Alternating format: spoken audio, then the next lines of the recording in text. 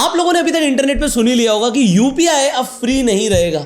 UPI पर सरकार अब टैक्स लगाने वाली है, चार्ज लगने वाला है। जब भी आप यूपीआई ट्रांजैक्शन करोगे पैसा लगेगा क्या, कितना लगेगा, किसे लगेगा, ये सब आज हम इस वीडियो में डिकोड करेंगे। देखो इस वीडियो में सिर्फ मैं आपको बताऊंगा सच, ना मुझे चीज़ों को मैनिपुलेट करना है, ना घुमा फिरा के बताना है। मुझे बताना है आपको कि एक्चुअल में क्या होने वाला है, इससे आपको क्या फ़र्क पड़ेगा, सरकार को क्या फ़र्क पड़ेगा और सरकार ऐसा क्यों कर रही है। तो आपने जैसे सुना कि एक नया टैक्स आ रहा है यूपीआई के ऊपर, ठीक है। अब यूपीआई, आप किसी को भी, यार रिक्शे वाले को पैसे देने हैं, 20 रुपये पे करने, आपने यूपीआई दे दिया। आप चाय पीने जा रहे हैं, आपने 10 रुपये की चाय पी ली, आपने यूपीआई कर लिया, कितना आसान हो गया था ना। अब गवर्नमेंट ने क्या प्रपोज किया है, 6 अगस्त को, अभी जो 6 तारीख गई है, एक बिल पास हुआ है स्पेसिफिकली ऑन यूपीआई, जिस बिल का नाम है taxation and other laws amendment bill. अब इस बिल के अंदर क्या हुआ है, चेंजेस करे गए हैं जो पेमेंट और सेटलमेंट सिस्टम एक्ट है 2007 के, उसमें। अब इस अमेंडमेंट से क्या होगा, जो हमारी सेंट्रल गवर्नमेंट है उसके पास एक लीगल पावर आ जाएगी। क्या पावर आ जाएगी कि वो कंट्रोल कर पाएगी एमडीआर को। अब ये एमडीआर क्या होता है, मैं आपको आसान भाषा में समझाऊंगा। इसे बोलते हैं मर्चेंट डिस्काउंट रेट। आपने कभी देखा, आप कभी मोबाइल लेने जाते हो या कोई इलेक्ट्रॉनिक लेने जाते हो, आप बोलते हो मैं क्रेडिट कार्ड से पैसे दे देता हूँ।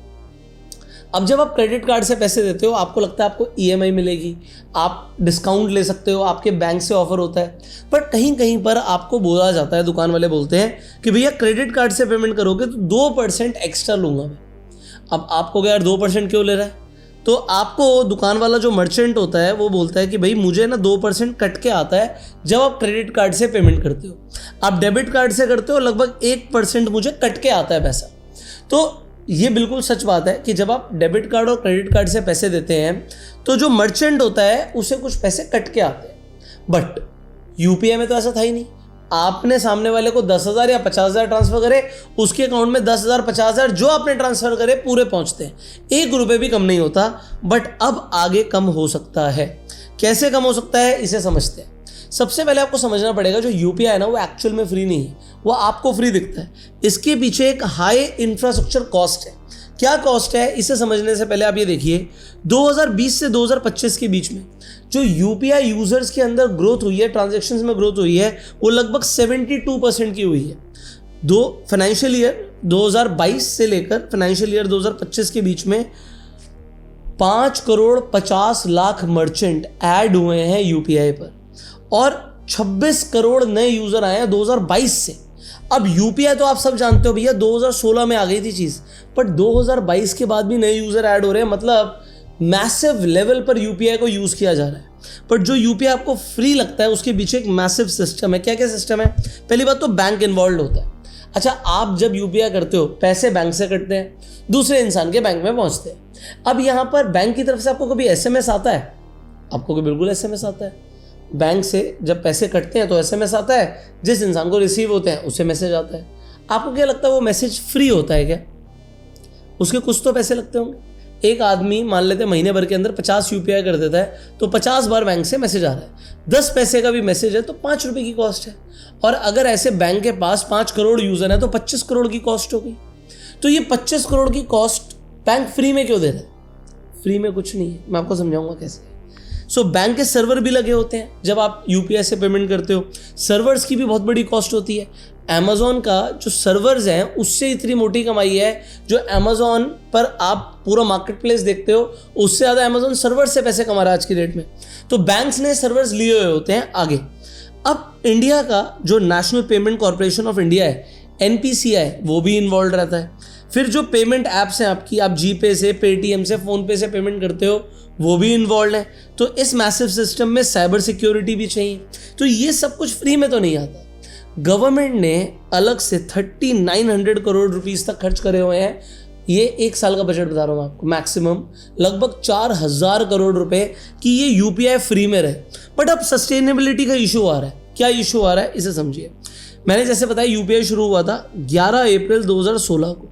तब से गवर्नमेंट ने इसे सब्सिडाइज्ड कॉस्ट पर रखा है, जिससे डिजिटल पेमेंट एंकरेज हो। लोग पहले कैश में पेमेंट्स करते थे, यूपीआई पे शिफ्ट करने के लिए लोगों को गवर्नमेंट ने बहुत मैसिव स्केल पर खर्चा किया है, जिस वजह से जो लास्ट ईयर था उसमें 261 लाख करोड़ की ट्रांजैक्शंस हुई हैं। ये मैं पैसे की बात नहीं कर रहा, नंबर ऑफ ट्रांजैक्शंस की बात कर रहा हूँ। 261 लाख फिर करोड़, तो पहले 5 जीरो लगाना फिर 7 जीरो और लगाना। इतनी ट्रांजैक्शंस लास्ट ईयर में यूपीआई से हुई हैं। और जो जुलाई था, अभी जो पिछला महीना गया है, 30 लाख करोड़ ट्रांजैक्शंस हुई हैं। अब इतनी बड़ी ट्रांजैक्शंस हो रही हैं, आने वाले टाइम में ये और ग्रो करेगा, तो फिर बैंक्स को और सर्विस प्रोवाइडर्स को और कॉस्ट लगेगी। तो ये sustainability without charging fees government को दिख रहा है कि पॉसिबल नहीं। बट एनीवेज मैं आपको बताऊंगा गवर्नमेंट के रियल रीजंस क्या हैं।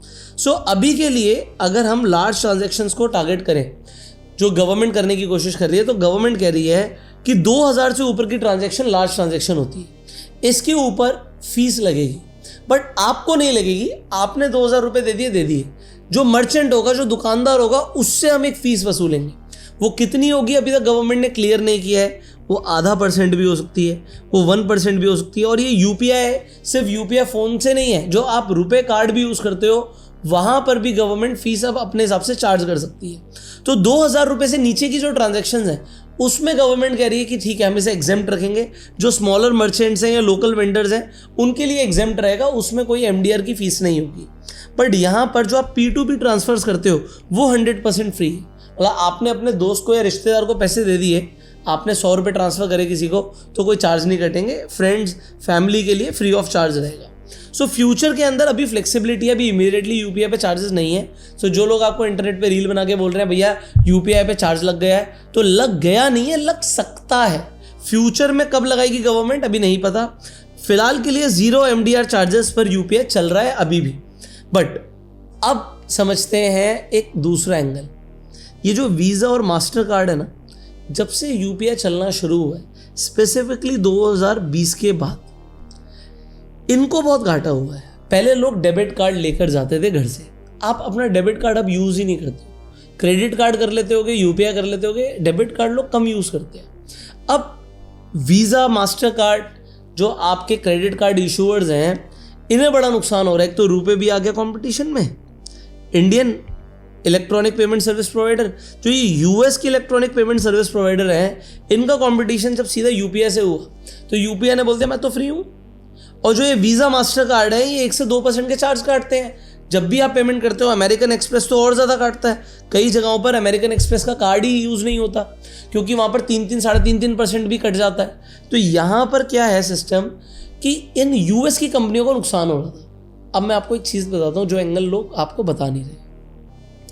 ट्रम्प चाचा की एक बात बताता हूँ, आप लोगों ने ध्यान दिया या नहीं दिया, यूएस के अंदर अभी रिसेंटली इंडिया के ऊपर क्लियर हो गया है कि 100% का टैरिफ लगेगा। यूएस में एक रशिया एंड ईरान एक्ट है 8611। सो इसके अंदर जो 5 बड़ी कंट्रीज़ हैं जो रशिया से तेल ले रही हैं, इंडिया, चाइना, स्लोवाकिया, हंगरी और अजरबैजान, इन सारी कंट्रीज़ पर अब 100% का टैरिफ लगेगा। यस, लगेगा। बट ये एक सीलिंग रेट है, मतलब मैक्सिमम 100% लगेगा। अब 100 लगाना है, 80 लगाना है, 50 लगाना है या नहीं लगाना, ये अब सिर्फ ट्रम्प चाचा के हाथ में है। और ये वहाँ पर सेनेट में पास हो चुका है। So Trump has discretion to enforce और वेव इट एंटायरली। या तो लगाना है 100% या 0 करना है, ये ट्रम्प के हाथ में है। तो थोड़ा सा तो ट्रम्प के सामने झुकना पड़ेगा। जो मुझे लग रहा है कि कहीं ना कहीं पीछे से ऐसा भी हो सकता है कि इंडिया यूपीआई पे कुछ चार्ज लगाकर यूएस के अंदर ट्रम्प को खुश करना चाहता है कि जो यूएस की कंपनीज हैं, भाई हम आपसे पंगा नहीं ले रहे हैं, आप भी कमाओ, हम भी चलो अब कुछ कमा रहे हैं, कंपटीशन हेल्दी है, ये टैरिफ हम पे मत लगाओ। क्योंकि टैरिफ लगाते ही स्टॉक मार्केट एकदम से गिर जाती है। स्टॉक मार्केट छोड़ो, ओवरऑल बिजनेसेस को भी लॉस होता है। हमारा माल डबल महंगा पड़ रहा है एक तरीके से, तो लोग अलग कंट्रीज़ का माल खरीदेंगे। और पाकिस्तान के ऊपर 100% टैरिफ नहीं है, बांग्लादेश के ऊपर नहीं है, श्रीलंका के ऊपर नहीं है, हमारे ऊपर है। सो इंडिया के साथ कुछ तो नाराज़गी चल रही है यूएस की, जो मे बी यहाँ पर इंडिया खुश करना चाहता हो यूएस को। सो ये पूरा का पूरा भी माजरा है यूपीआई को लेकर, जो मैंने आपको आसान भाषा में बताने की कोशिश करी है। अब आपका इसके ऊपर क्या मानना है, कमेंट करके ज़रूर बताइएगा। अभी मैंने एक वीडियो बनाई थी कि इंटरनेट पे टैक्स लग सकता है 1 GB के ऊपर 1 रुपीज़ का टैक्स गवर्नमेंट लगाने की सोच रही है और अब यूपीआई की बात आ गई है।